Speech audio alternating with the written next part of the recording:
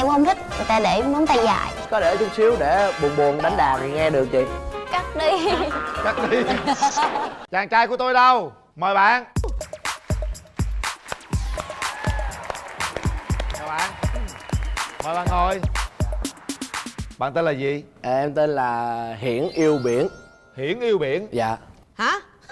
Cái gì? Tên gì bạn? Dạ Hiển Yêu Biển chị Cát Tường ơi. Hiển Yêu Biển. Bạn bao nhiêu tuổi? Dạ em năm nay 23. 23 tuổi, đang làm nghề gì? Dạ đang làm hướng dẫn viên du lịch. Hướng dẫn viên du lịch.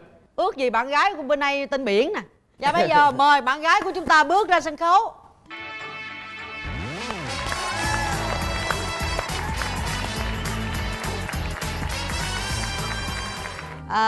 Chào Biển. Biển tên gì? Chào chị Cát Tường, chào anh Quyền Linh. Chào bạn. Em tên là Xuân. Tưởng đâu tên Biển, tại bên kia tên là Hiển mà Yêu Biển. Đổi lại thành Hiển Yêu Xuân đi nha. Xuân ơi, năm nay Xuân bao nhiêu tuổi? Dạ năm nay em 24 tuổi. 24, Xuân đang làm gì nè? Em đang làm nhân viên văn phòng. Còn bạn Hiển Yêu Biển, bạn làm du lịch mấy năm rồi? Dạ em làm du lịch được 4 năm. Nếu như có một người nào đó họ muốn đi du lịch nước ngoài mà họ muốn đi nguyên gia đình, bạn có dám mời đi không? Dạ không có tiền đâu mời. Nếu như cả gia đình của người yêu em muốn đi, em có dám mời không? Dạ dám. Không có tiền sao dám? Không lúc đó thì sẽ có tiền để đi chứ. Thấy chưa? Đó, ta đi vay mượn ta cũng phải mời đúng không Hiển?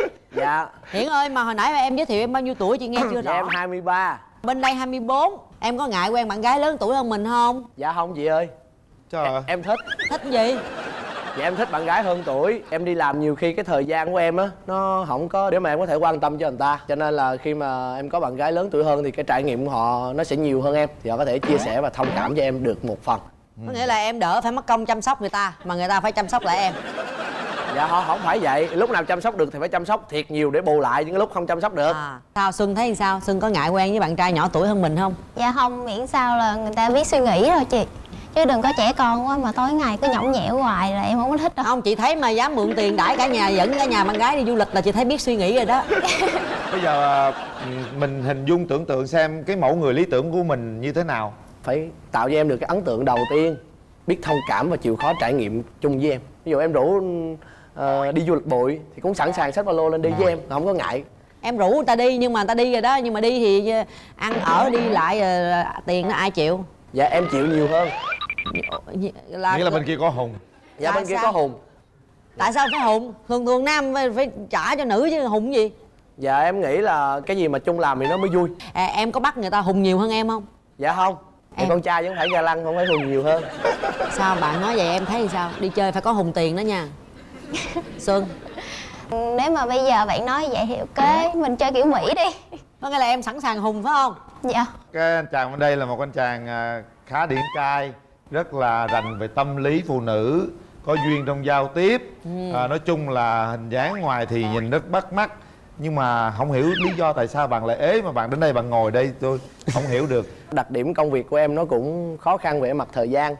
Khi muốn hẹn hò thì bắt buộc là phải cuối tuần đưa đi ăn, đi uống, đi xem phim rồi đi cà phê hoặc là đưa đón các kiểu. Còn em những ngày đó em đi làm mất tiêu, nên là em không có thời gian hẹn hò và tìm hiểu. Mà mấy cô giờ chắc cũng không cô nào mà chịu vậy đâu. Em hỏi cuối cô tuần kêu gặp chịu nhau. không? Hỏi kêu chịu không? Hỏi thử coi. Dạ từ từ. Cứ hỏi thử coi, nếu thời gian gì không chịu thôi mình ngưng luôn, khỏi cần gặp luôn. Tự nhiên Nhiều khi chứ. trước đám đông người ta ngại, người ta không nói thì sao anh? Đâu cái tâm lý nhiều khi người ta nói tao không thích, tao nó không thích à. Dạ anh cho em thời gian thuyết phục. Nhiều khi đi. không thích nhưng mà người ta mở mặt lên, ta thấy mặt người ta thích là cái gì ta cũng chịu. Anh Linh này không có hiểu tâm lý gì trơn. Nghe sơ sơ vậy rồi đó.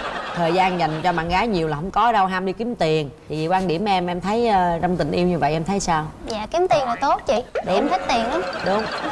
Vấn đề là bỏ mình ở nhà đi kiếm tiền về có chia cho mình hay không mới là quan trọng, đúng không? Đúng rồi. Nói cho vui nhưng mà giờ chị hỏi em rất là dễ thương. Tại sao em lại không có được tìm được người bạn trai cho mình mà phải nhờ đến chương trình? Có thể là do em khó tính chị. Khó tính là khó tính chỗ nào? Thí dụ như mình ngồi ăn đi mà mình chống tay hay là mình làm rơi đũa hoài, em cũng khó chịu cái chuyện đó lắm. Trời ơi, con trai vô ý vô tứ lắm em ơi. Cái chuyện rớt đũa rớt tay rồi là chuyện bình thường. Em có đưa ra cái mẫu người lý tưởng của em như thế nào không? Ngoại hình thì nhìn phong độ. Phong độ là sao?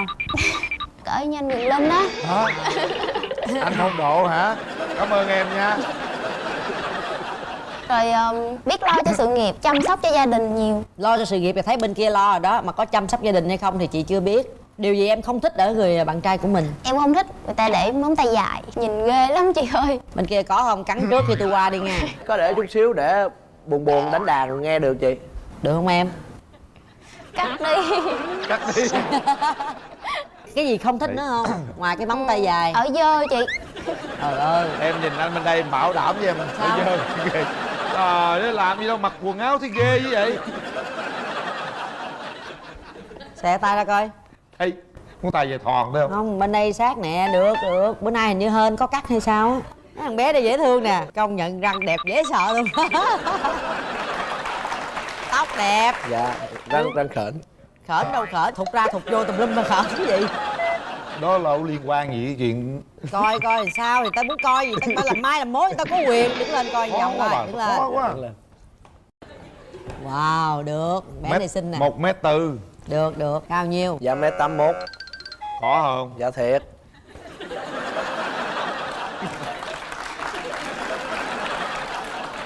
Rồi, được rồi, Ồ, duyệt, quá. đồng ý. Dạ, em nè, cảm ơn. đi làm kiếm tiền là được rồi, nhưng mà về có chia cho bạn gái không? Dạ có chứ. Đúng không? Tại vì người ta thiệt thòi. Ta Dạ. quen với mình mà lễ người ta phải ở nhà. Có một mình chơi vơi, mình đi làm kiếm tiền về thì mình phải có quà cáp, phải có chia sẻ chút đỉnh. Em ngồi đi chứ, Dạ. cái tường Đúng khổ không? khổ lắm. Ngồi lắm. Đồng ý không? Dạ được cái là đi tới đâu cũng chịu khó mua quà gì cho bạn gái hết trơn. Đó, vậy thích đó. Dạ. Mai mốt mua nhớ kèm cho chị miếng Dạ. nhỏ nha. Chị vừa thấy dễ thương rồi đó. Không biết em sao thôi đó.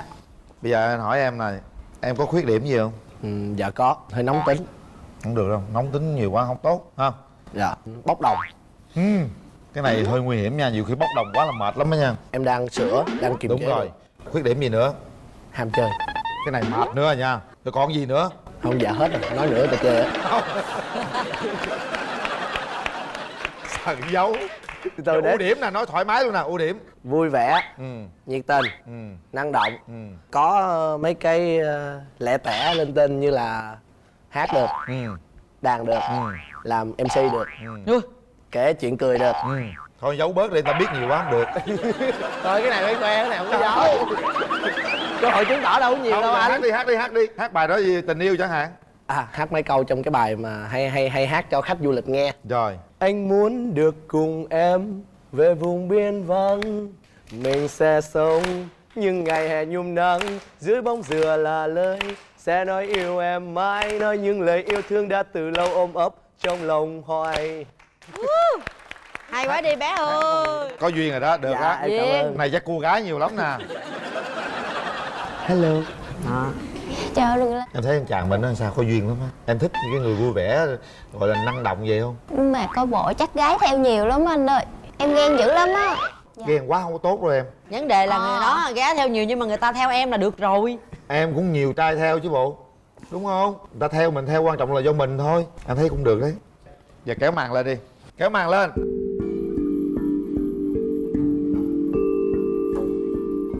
Gì nhắm mắt thở ra vậy hả? Coi cái tóc ông chỉ. Chúng ta có 2 phút. 2 phút bắt đầu. Dạ. Dạ chào Xuân. Có quà tặng Xuân ha. Gì chào gì thân thiện quá vậy? Đây là một chiếc khăn rằn. Chiếc khăn gió ấm hả? Khăn này khăn nắng. Khăn này tặng cho một người mà mong muốn là sau này sẽ rủ người ta đi du lịch cùng mình. Cảm ơn. Công việc nói đi nhiều hả? Đi nhiều thì một tháng đi bao lâu? Một tháng nếu mà tháng bình thường thì đi khoảng 15 ngày, mà tháng mà cao điểm thì đi khoảng 20 tới 25 ngày. Công việc nó là như vậy nhưng mà bù lại sẽ có những khoảng thời gian rỗi vào đầu tuần. Ví dụ một tuần 7 ngày thì sẽ đi 3 ngày 2 ngày, hoặc là những ngày còn lại thì sẽ có khoảng thời gian rỗi. Tức là mặc dù cái thời gian biểu nó hơi khác thường một xíu nhưng mà chắc cũng chấp nhận được. Cảm nhận về người bạn gái ngồi phía trước mặt. Và rất là thẳng thắn. Những cái chi tiết nhỏ mà cũng nói thẳng được nhau là em thấy rất là thẳng thắn rồi. Còn bạn thì sao Xuân? Em thấy bạn cũng duyên mà có vẻ hơi trẻ con. Không phải lần đầu có người nói trẻ con đâu. Từ từ mới chứng tỏ được là người lớn như thế nào. Có thích đi du lịch không? Có. Có thích chụp hình không? Có. Có đem xe máy chụp hình nè, nhờ anh Linh chụp cho tấm nha. Mình Trời có ơi, cái du tính lịch hay là quan sát ảnh người ta chụp lắm. Cho nên là ai mà để ý mình hay là thích mình á, mà chụp hình là mình nhìn cái tấm hình đó là mình sẽ biết liền. Nên bạn thử xem. Thử thôi.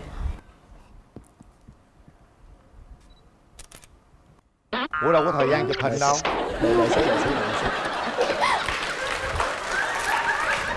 Dạ xong rồi. Rồi giờ đưa cho bạn nữ người ta coi, người ta nhận xét nè. Trời đất ơi, đây là cái khung hình mà mình chụp ha. có hai người nói luôn đi. Hết giờ. Sao? Dạ. Nhìn hình thấy sao? Được không? Nhìn biết chịu rồi.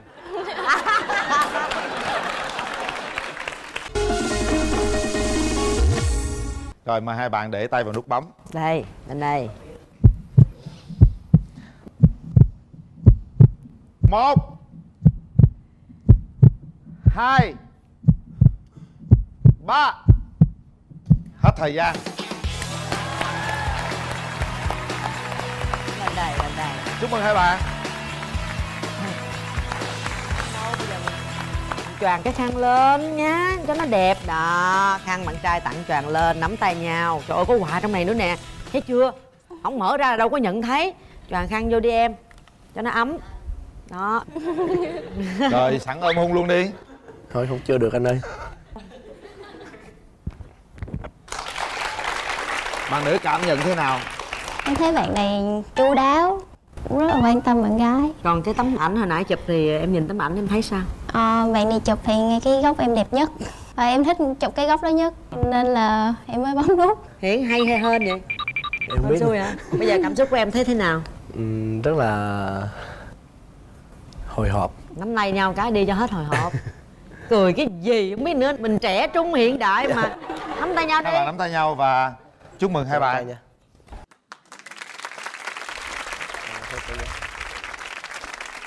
Cảm ơn hai bạn.